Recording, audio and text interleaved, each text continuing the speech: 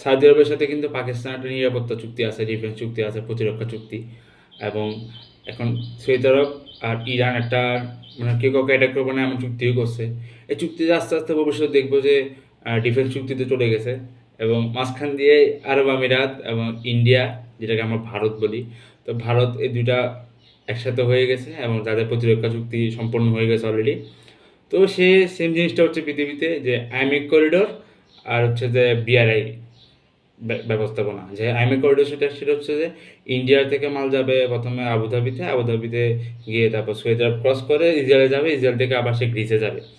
So ভবিষ্যতে দেখবো যে ইন্ডিয়া, ইসরায়েল অ্যান্ড আরব আমিরাত এবং গ্রিস, একটা চারটা শক্তিশালী দেশ একসাথে হয়ে যাবে এবং ডিফেন্সে থাকবে। এদিকে গ্রিস দিবে তুর্কিকে টেক্কা, ইসরায়েল দিবে পুরো মিডল ইস্টে বাস্তব যেটা এখন হচ্ছে। আর আরব আমিরাতকে ট্রাই করবে যে শক্তিশালী নিজেকে করে ইরানের বিদ্যুৎ কিছুটা করার।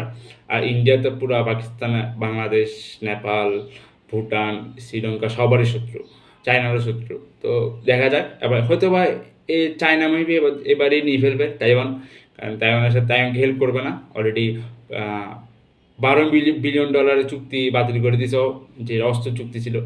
তো দেখা যাক ভবিষ্যতে কী হয়, এবং আমেরিকাকে আসলে সাহায্য করবে কিনা তাইওয়ানকে, সেটা কিন্তু এখন পুরো রিস্কি বিষয় যাচ্ছে এখন পুরো পৃথিবীর জন্য।